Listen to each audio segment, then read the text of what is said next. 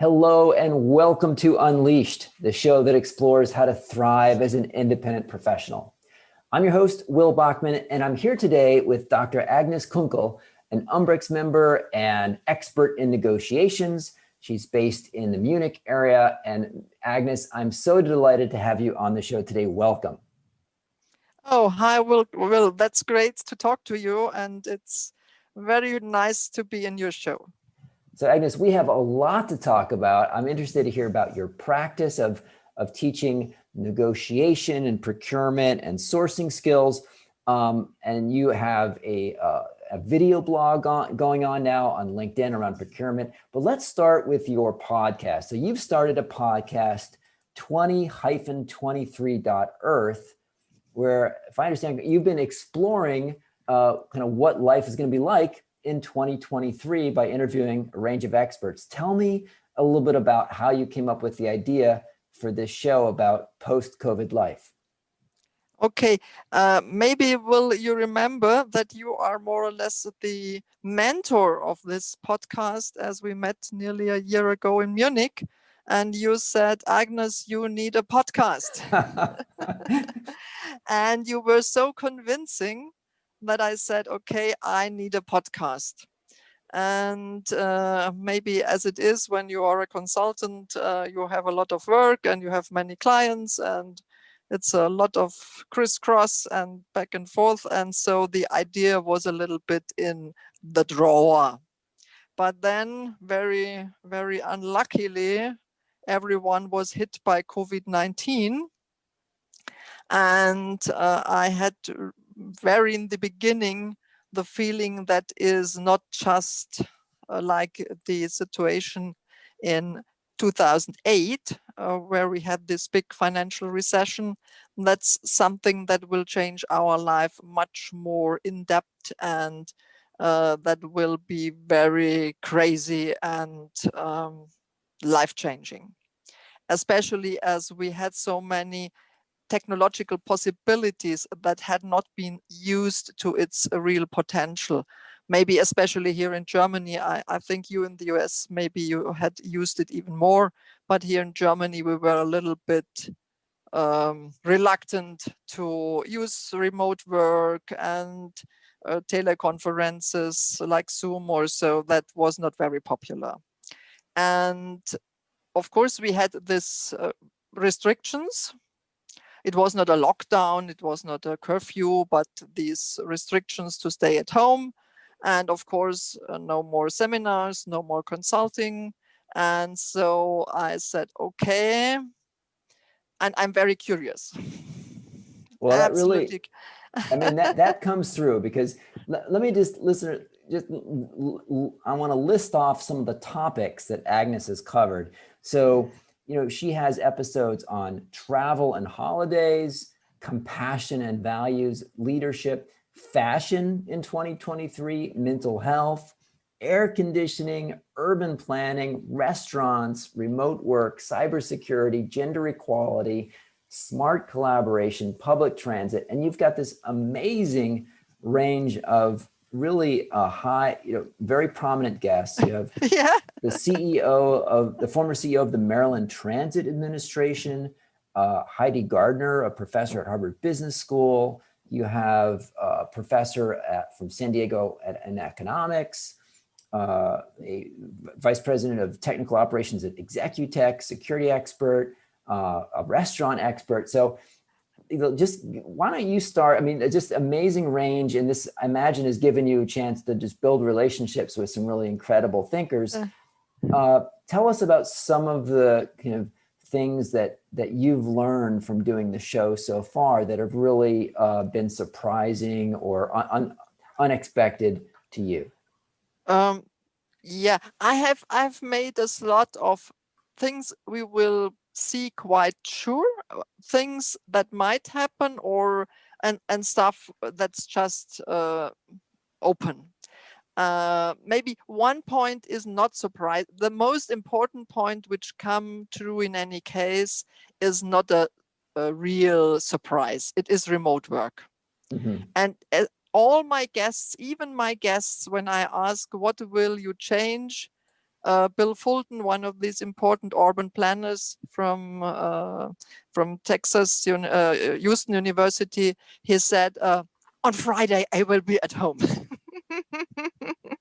And the tech and cybersecurity expert showed me a picture of his little pet dog and said, I'm now at home and I can enjoy life with my wife and my grandchildren and so on. So we will see remote work. And here in Germany, it's quite clear and very well researched. We will see 2 to 3 days remote work and 2 days, 3 days in the office. Mm-hmm.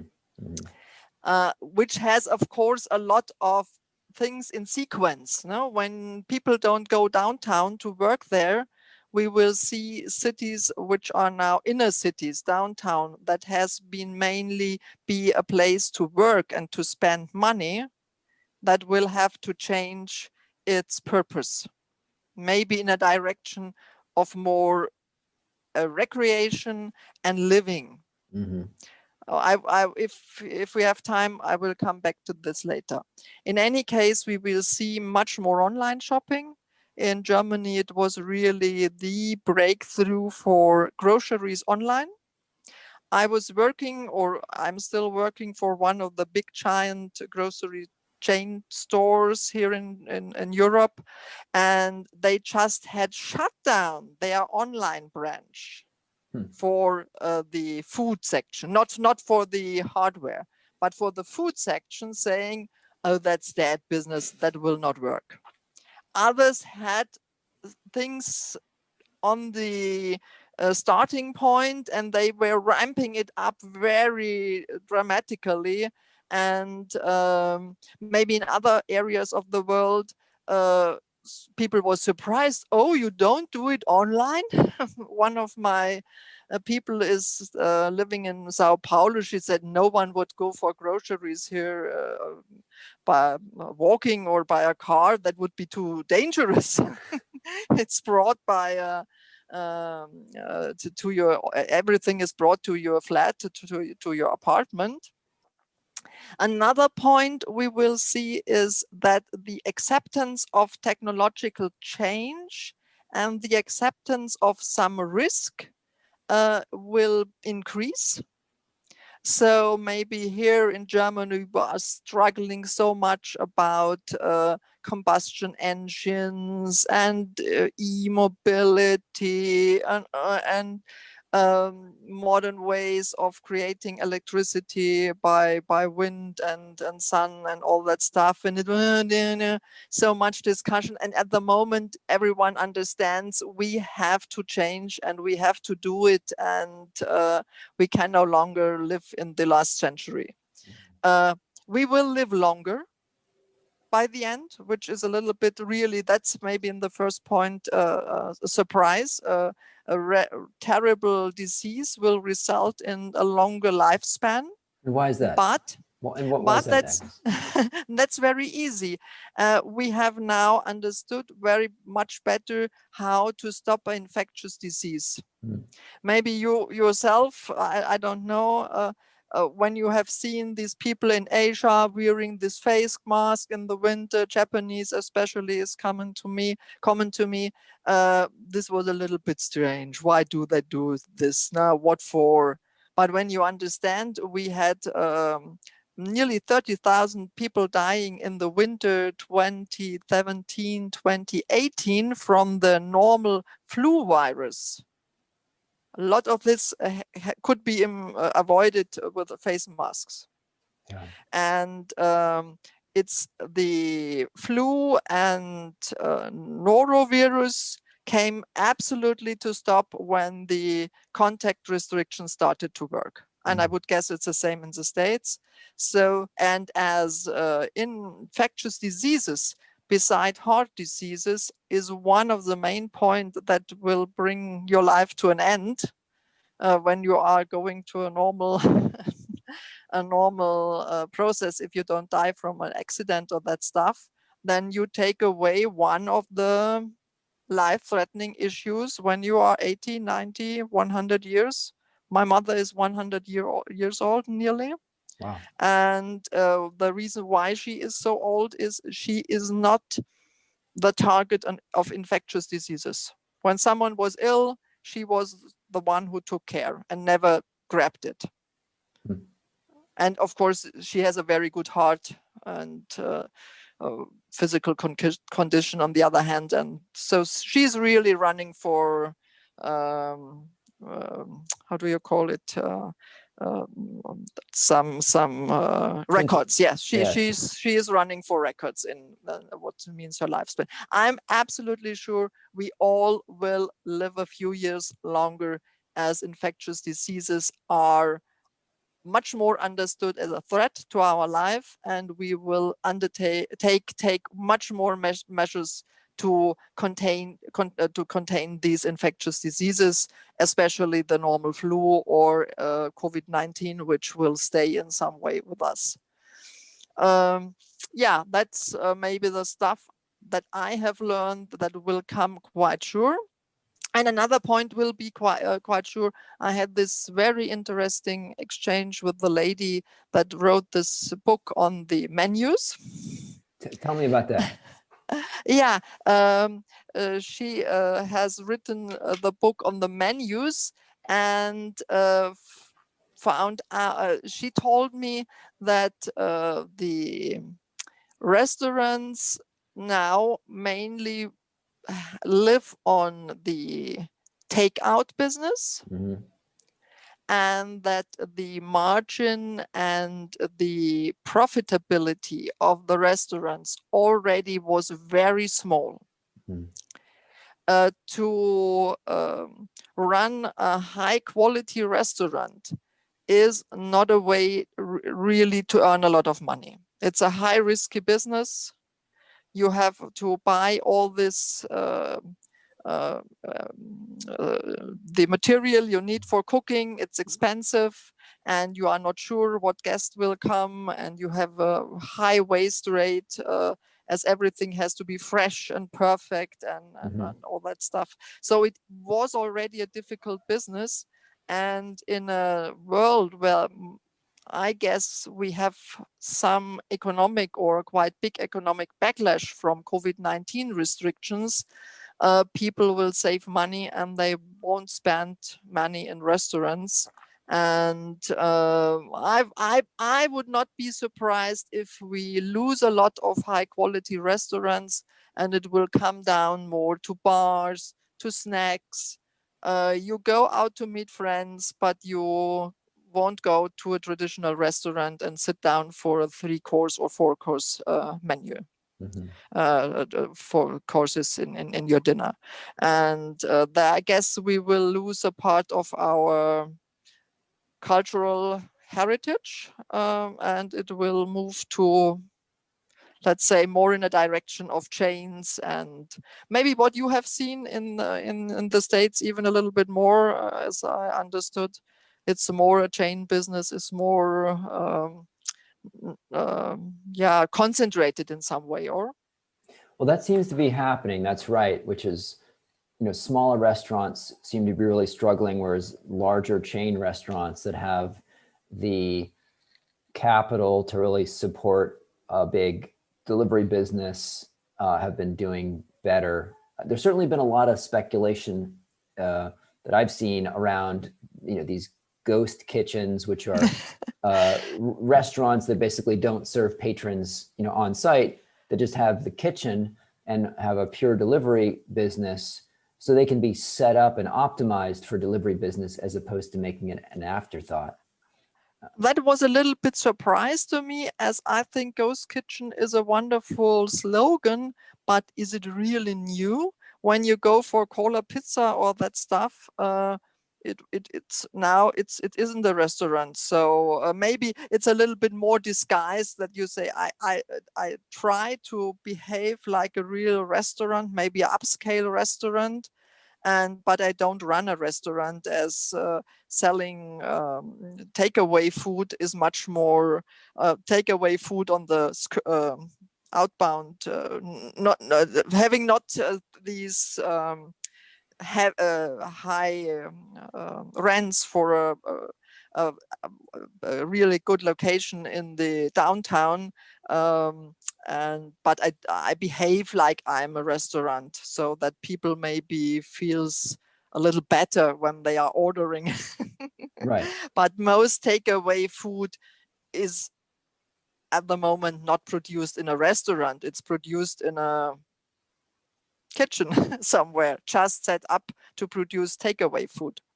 So I don't understand what the new aspect is on Ghost Kitchen beside the slogan Ghost Kitchen. Well, I mean, certainly it's probably fair about pizza that, sort of a lot of pizza places are mainly focused on takeout, like Domino's. But at least, for me living in New York City, most of the delivery that we would get would be from a regular restaurant, Thai or sushi or Italian or Greek or, any other kind of food. It's, based, ramen from a regular restaurant that, is serving patrons, and that's, you're just ordering, from a neighborhood restaurant, Indian, Mexican, etc. So, but if they're more of a ghost kitchen and just have no dine-in patrons, then you don't have to have the expensive front of house staff. You don't have to have a storefront property. You could imagine like whole buildings that have, 30 restaurants in them, all optimized with some shared resources and a centralized location. Maybe even you can order that way, one entree from an Indian place, one entree from a Thai place. If you don't have to agree that you're both going to get the same, the same type of food, and then the delivery person can run around from one, kitchen to another, picking up your stuff. So, we may see some innovation there. Tell me a little bit about what you learned about public transit. So you had an interview with Paul Comfort, who's the former CEO of Maryland Transit Administration. Yeah. What are some of the thoughts that you got there around how transit may change? Yeah, that was really a highlight. He's a wonderful person, and he has a very, very modern and view on public transport. He is fighting for a very flexible public transport, more like on demand, though that you don't have fixed routes, but that people can call for a public transport vehicle, and that there are ghost stations, so that you can say, okay, I have now someone here on this conjunction, and here I want to enter public transport, and this has not to be a regular stop for a fixed route public transport situation. Mm-hmm. And I think that would make, in any case, public transport much more attractive to many people. And he says we will see more micro-mobility, and we will see a reorganization of the last mile of going from A to B. So that at the moment, he says public transport is a big fixed system, typically on tracks, tubes, suburbs, buses, trams, and all that stuff. It's running on a fixed system. And of course, you need a backbone. You need a backbone on a fixed system, but you need in public transport really to bring people to bring the service people want today. You have to have a sort of flexible network around this backbone to pick up people in the suburbs, and to pick them up in a time that's not a standard time and whatever. Mm-hmm. And he hopes for the investment packages, the government investment packages. I guess it's planned to spend amounts nearly what's spent the last 10 years should be spent in the next 2 to 3 years in maybe public transport by government subsidies. And this should be used to make public transport much more flexible.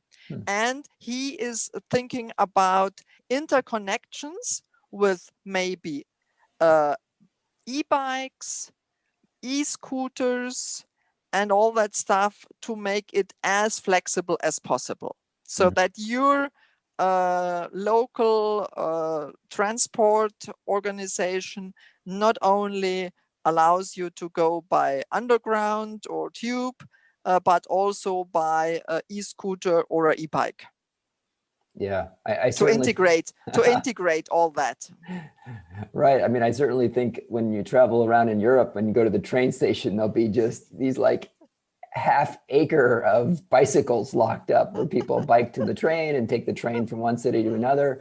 And then you arrive in a city and there's like the Donkey Republic bikes you can rent or the Lime bikes you can rent to get to your final destination.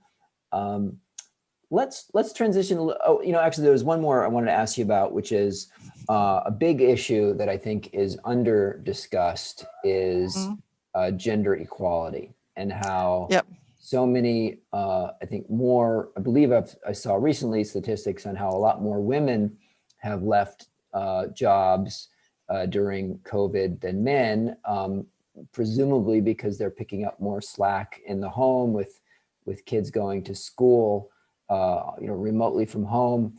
What are you hearing about gender equality? You had a discussion with Titan Alon, who's a professor at San Diego for economics. What are you hearing around gender equality and how that might help? I guess when you mentioned that more women lost jobs during COVID-19, that would be likely to be drawn from his research, as he did something very innovative. He built a gender macroeconomic model. Typically, when you build the macroeconomic model, you have just one gender, presumably a man. And he and his colleagues, they made a macroeconomic model that has two genders. That was, I guess, before COVID-19 that they created that models, that they say, okay, in a macroeconomic model, it's not the same if you are a man or if you are a woman. And then when COVID-19 come, they run the problems of COVID-19 with this two gender macroeconomic model. And they found out that in your country, much more women lost their job during COVID-19 than men.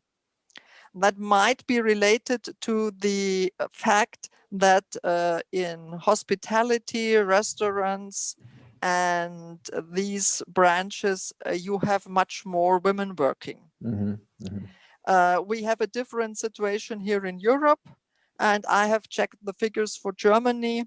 We have absolutely par job loss at the moment in Germany. So we do not have more women losing their job, and we do not have more, especially women working in the hospitality business. That's not very common. That's in our thinking, it's a hard job, and it's a typical job for men, not for women. Seems completely in contrast to the States. And Titan was quite, let's say, pessimistic, or his model is quite pessimistic, as he says, this will bring back the gender pay gap for 30 years. It will take, when you make an extrapolation from this backlash for the woman being no longer part of the workforce, that it will take around 30 years to bridge this backlash and to catch up with the old track. I don't want to put my single woman opinion against Titan Alon's perfect and really high-priced economic model, but from my let's say, as I see it around me, I have the feeling that women won't accept it, and that this working remote makes it easier for women to stay in the career path. And even further, that's a point I would like to discuss with you as a expert in consulting, have, I guess, a lot of ideas and personal experience in this area, that when you are leading remotely, the gender aspect is not so important. At the moment, here in Germany, we have still a situation where, let's say, the career path is made on Friday afternoon in inner circles. And you should be at the premises and be part of these inner circles to make your career path. Typically not easy for a woman caring for a family. Even if this is a couple and both are taking care for the children. But we have the experience of the German Democratic Republic, and in the plain writing, men and women were equal, and every woman was working, but it was the second shift. The women were working, but household, children, caring for elderly people, this has to be done when you come back from work. So in reality, some say it was quite exploitive for women, as they had to work in the companies, they had to work in the production, and typically when you look for the top jobs and for the career path, they were not included, but they had to work, and all the other caring stuff, they just had to stick with it, and no one was taking it away from them. So when we accept the fact that care work at home for the family will not be equally shared during the next years, that this will take maybe a few generations till it's really equally shared, then of course I think it's easier when many things are done remote, and when it's no longer a problem when leaders work remote. But that's my private opinion. That's not that's not from Titan's model. We had a little discussion around the recording, and there we told that, of course, he is in a relationship with a very wonderful young economist. And he says, okay, from time to time, I understand that I have to take more burden in household and family stuff. So that's exactly what I see. That especially, of course, the well-educated women, I think they will draw advantage. They will have an advantage from the possibility that they do not have to go to the office every day. So some of these trends may push in both directions. Yeah. But of course, Titan will be correct that maybe for the average worker in a restaurant or wherever, this might be a long-term problem to catch up regarding the gender pay gap. I want to ask you some about just the practical steps you took to set up your podcast. I'll mention, and I'll include a link in the show notes. You've got this really beautiful website, this dynamic interactive website, with each episode has a transcript and blog post, and you have a nice, some nice icons and logo for your show. Tell us about and I think before we started recording, you were telling me that you use some folks on Upwork to help do some of the work. Tell us about just how you went about creating the show and about your virtual team that's supporting you now. That's quite easy, Will. I just looked on Unleashed website and said we have at least to have all these things that you have. We have to have a logo. We have to have a website, and we have to have transcripts, which I think are very, very important, as when someone is really interested in a topic, it's much easier to just go quickly through a transcript than to listen to 30 or 40 minutes of a podcast. That's wonderful when you are in a train or in a car and are looking for something interesting to entertain you and to learn a little bit. But when you really look for information, you need transcripts. And as this cannot be done by one person, I said, okay, we will need a team, or we will need freelancers. And so I hired on Upwork an incredible designer for podcast logos. He is really specialized on podcast logos. And I hired in UK a composer for the music, the intro outro music. Nice. And he's also specialized on podcasts. And he gave me some valuable tips of what we have to think about and what's important. And then I hired a few virtual assistants that will keep up with all this stuff, inviting and fresh up the website and remove the bugs from the website.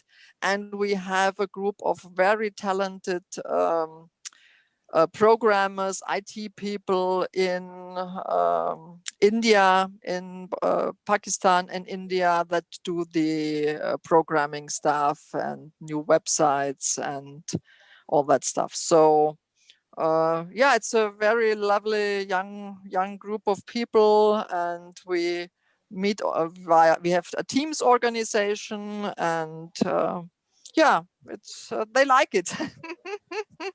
How are you going about doing the outreach for guests for episodes? How are you deciding who you want to invite, and mechanically how does that process work? We have, of course, started with a list of topics we thought might be of interest. Let's say we want to have someone on urban planning. That's a topic that's fascinating for me. So we want to have people for urban planning. We want to have people for mental health. We want to have people for public transport. And then one of the virtual assistants, which is very well trained in marketing, she is reaching out and looking for maybe people who are guests in a podcast, have podcasts themselves, are publishing interesting news articles on a certain topic, and then they just write emails and call these people, and then typically when they are interested, then you are referred to the office or the assistant, and then we do the scheduling and then the recording, and then it goes back to the virtual assistant. The virtual assistant makes the transcript with help of a IE machine in the internet. You can book artificial intelligence for doing the transcript. Then the transcript is of course, you have to proofread it, and then we send the transcript to the guest. That the guest gives us approval for the transcript and therefore for the episode.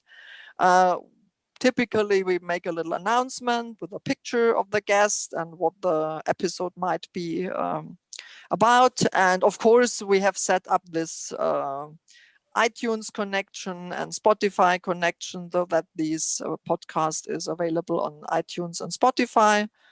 And then, of course, we keep contact to our guests. We collect informative material, articles as show notes.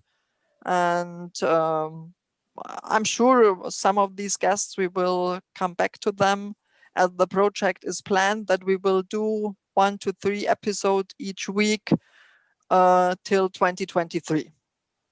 That's to amazing. have in the end the picture what has come real, what will come real, what has happened, and what of the predictions were good predictions. What an amazing project. And I imagine that's allowed you to build some relationships with just a really diverse range of fascinating people. Yeah, in any case, yes.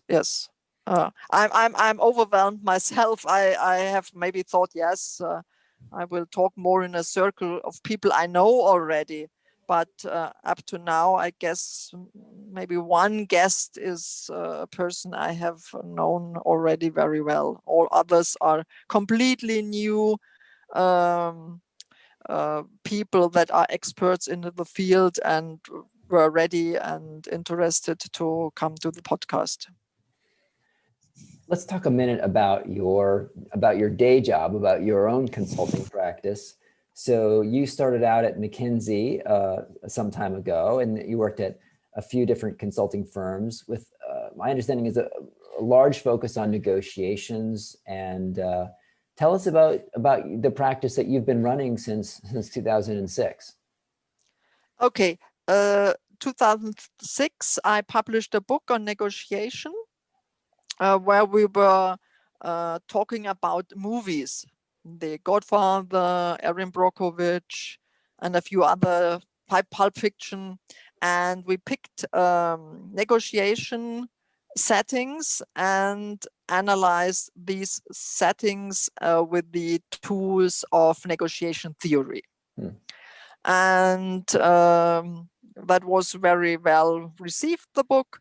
And so this was the fundament for my training and consulting and coaching business circling around negotiation, with a very heavy concentration on procurement and sales.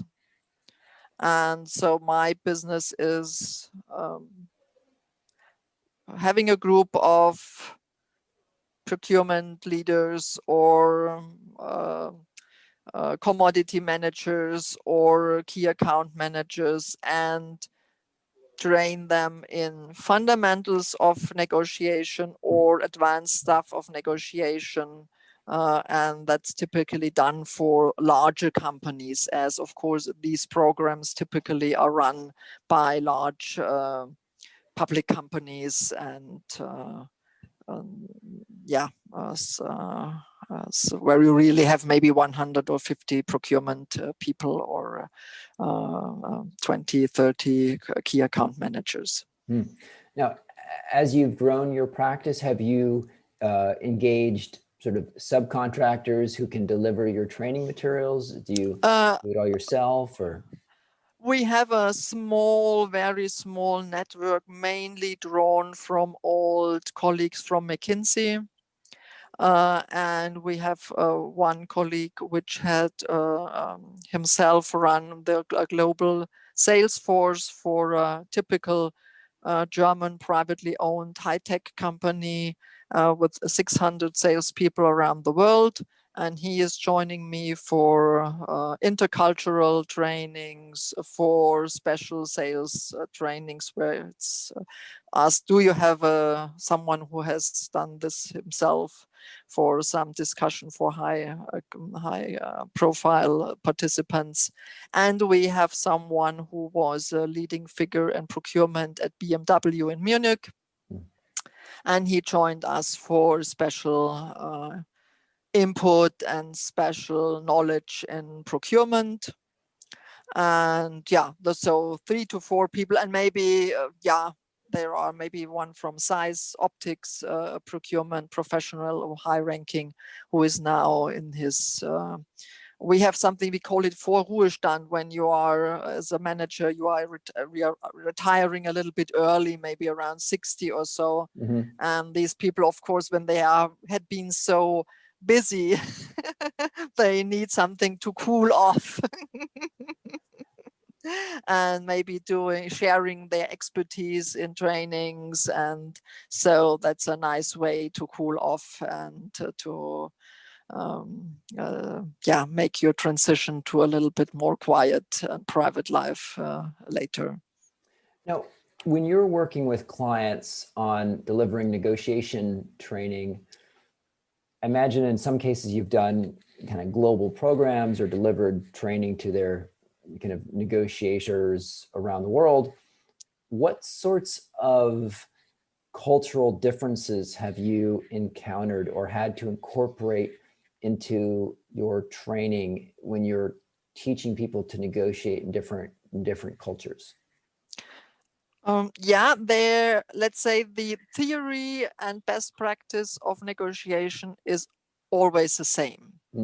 But the degree good practice of negotiation is already embedded in the culture is there are big differences. So Germans are very bad negotiators, really bad.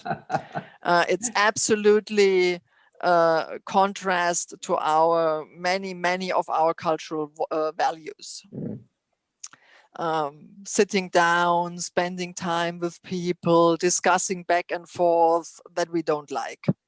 We are straightforward, should be measurable, and no making offers and maybe offers to withdraw them later. That's absolutely crazy to people here in Germany. I guess the Anglo-Saxon world has, of course, its merits in negotiation. It's trained in the universities, and I guess most of the good negotiation literature is based in the Anglo-Saxon world.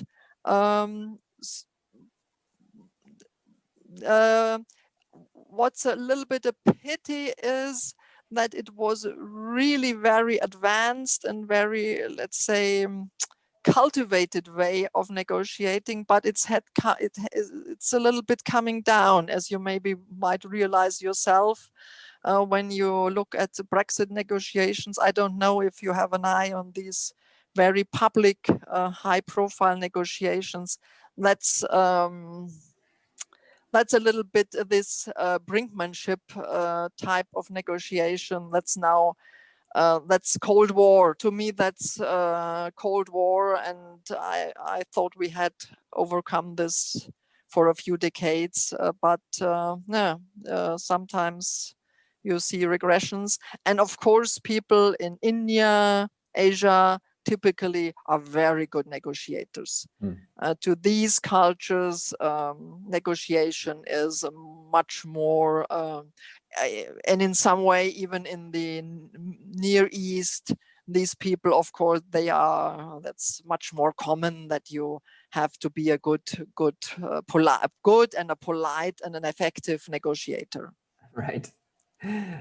Fantastic. Well, Agnes, we will include a link to your podcast website in the show notes. And if you would like to share any of the links to any of the freelancers that you've been working with on Upwork, we can include those links as well. Where's the best people? I just don't understand what you mean by the freelancers. Oh, for the folks on Upwork who have helped design your music and your graphics. Yes. Now I understand. We can include the composer and the design people. Yes, yeah. I understand now. Yeah. So I was jumping back to that. And then for your own practice, where's the best people to find you if they wanted to follow up to learn more about your negotiation practice? The best place would be nego.coach on LinkedIn. Okay. We will make this more international and will bring more English speaking episodes. At the moment, we have 2 German, but we will see this with English subtitles, and there will be more the